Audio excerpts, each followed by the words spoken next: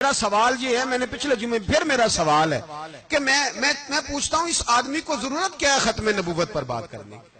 جب امت مسلمہ کے متفقہ فیصلہ ہے کہ مرزائی کافر، اسمبلی نے بل پاس کر دیا کہ مرزائی ان کو اقلیت قرار دے دیا، اور جب سے وہ اقلیت بنے نہ ہم نے ان کی عبادت گاہ جلائی، نہ ہم نے ان کو قبروں سے نکالا، نہ ہم نے بس ٹھیک ہے جیسے عیسائی رہتے ہیں، یہودی سے کس ملک میں رہتے ہیں وہ بھی رہیں، اقلیت بن کے رہے، کوئی پر تم انہیں کھینچ کھونچ کے کیوں قریب کرتے ہو؟ تمہارا کیا جرانہ ہے ان کے ساتھ؟ بتاؤ تو صحیح۔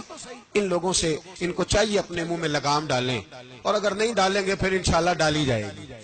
تو وزیر قانون صاحب کو کیا مصیبت بنی ہوئی ہے نیا فتویٰ دینے کہ ہے کوئی شوق انہیں دینا چاہیے فتویٰ؟ کہتے نہیں مرزائیوں میں ہمارے درمیان تھوڑا ہی فرق ہے۔ مجھے یوں لگتا ہے کہ یہ جان بوجھ کر کوئی نہ کوئی ایسی شرارت کرتے ہیں جس سے لوگ اشتعال میں رہیں، جان بوجھ۔ حلم، حوصلہ، صبر ذات کے بارے میں تو ہے، لیکن اگر کوئی رسول پاک کی بے ادبی کرے تو پھر حوصلے کی بات ہے ہی نہیں، پھر تو جہاد کی بات ہے۔ اور میں دیانتداری سے مسجد میں باوضو بیٹھ کر جمعے کے دن مشورہ دیتا ہوں حکومت کو اور وزیر قانون کو مشورہ دیتا ہوں کہ نہ فرعون کی حکومت ساری زندگی رہی، نہ نمرود رہا، نہ جاج بن یوسف رہا، نہ یزید رہا، اور یار درباری بن کے حکمرانوں کی چاپلوسی کرتے کرتے تم یہاں تک آ گئے ہو کہ اب نبی پاک کی عزت کو آنچ ڈالنا شروع کر دیا ہے۔ اور آپ یقین کریں سیاسی جماعتوں کا اتنا برا حال ہے کہ ان کے لیڈر کے بارے میں کوئی بات کرے تو پاگل ہو جاتے ہیں یہ احتجاج کر کر کے، اور اس نے ڈائریکٹ کہہ دیا کہ ختم نبوت کا مسئلہ ہی کوئی نہیں، جو دین کی بنیاد ہے کسی کو پرواہ نہیں۔ مجھے تو ان لوگوں کی فکر ہو رہی ہے جن لوگوں نے انہیں ووٹ دیے ہیں، وہ اللہ کو کیا جواب دیں گے؟ اور یہ اللہ ماشاءاللہ ساری سیاسی جماعتیں اس طرح کی۔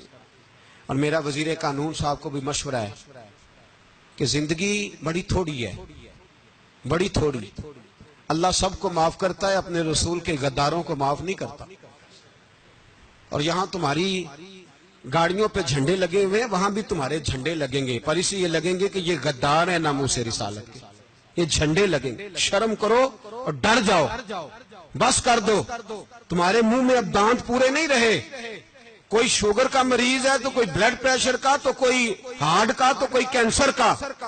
شرم کرو اور اپنی قبر کی بھی تھوڑی سی فکر کرو۔ بتاؤ پاکستان کے کتنے صدر گزرے، وزیر اعظم گزرے، تو ان کی قبریں کہاں ہیں؟ کوئی جاتا ہے ان کی قبروں پہ؟ کسی کو خبر ہے؟ کیوں اپنے لیے جہنم کٹھی کرتے؟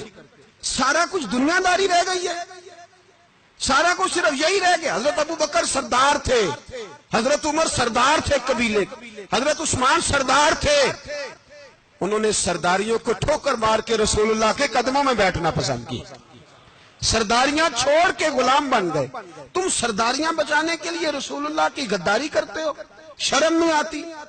اور کام شکوہ ہے مجھے ان لوگوں سے جو مولوی تو کہہ دیتے ہیں تو سیاست نکار، اور کسی سیاستدان کو منع نہیں کرتے کہ جب تجھے سورت فاتحہ بھی نہیں آتی تو تجھے کس نے اجازت دیا اتنی بڑی بات؟ مرزائی کل بھی کافر تھے، آج بھی کافر، اور قیامت تک، اور جو ان کے کفر میں شک کرے وہ بھی، اور پکا بے ایمان ہے، کافر ہے۔ وہ وزیر قانون ہو یا صوبائی ہو یا وفاقی ہو، من شک فی کفر ہی فقط کفر، جو مرزائی کے کفر میں شک کرے وہ بھی کافر ہے۔ ہمارے رسول آخری رسول ہے، ہم کسی کو یہ اجازت نہیں دیں گے کہ وہ ختم نبوت میں رکھڑا ڈالنے کی کوشش کرے، ہم کسی کو یہ اجازت ہے۔ اور تم نے قوم کو لوٹا، لوٹتے رہو، اب ایمان پہ ڈاکے تو نہ ڈالو۔ تمہیں دولت لوٹ کے پیٹ نہیں بھرا، اب ایمان لوٹنا شروع کر لیا۔ تمہارا فیکٹریاں لوٹ کر، قومی خزانہ لوٹ کر پیٹ نہیں بھرا، بھائی مانو اب دین بیچ کر اپنی حکومتیں پکی کرو گے۔ اور وہ لوگ بھی تیار ہو جائیں جو ان بے ایمانوں کو منتخب کرتے ہیں، ان سے بھی سوال کرے گا ختم نبوت کا موضوع قیامت کے دن کہ تم بتاؤ۔ ان کو سپورٹ کرتے تھے جو رسول اللہ صلی اللہ علیہ وسلم کے بعد بھی کسی نبی کو نبی ماننا درست جانتے تھے۔ مان تاثیر جب مرا تھا نا تو 5-5 لاکھ روپیہ مولویوں کو آفر کی جنازہ پڑھاؤ، 5-5 لاکھ روپیہ چھوٹے چھوٹے مولویوں کو۔ اور داتا صاحب کی مسجد کے خطیب بھی صوبائی جو تھے وہ خطیب تھے، ملازم تھے، انہوں نے کہا کہ ایمان نہیں بیچنا، نکالنا نوکری سے تو نکال دو۔ اور بادشاہی مسجد کا مولوی جس کا پتہ ہی نہیں چلتا، کبھی کدھر چلا جاتا ہے کبھی کدھر، یہاں تو وہ بھی کھڑا ہو گیا، اس نے کہا نا ایمان نہیں بیچنا۔ گورنر ہاؤس کی مسجد کا امام کہنے لگا کہ بخشا جانا نہ جانا یہ تو رحمت الہی کا معاملہ ہے، پر اتنا گندا جنازہ نہیں پڑھنا۔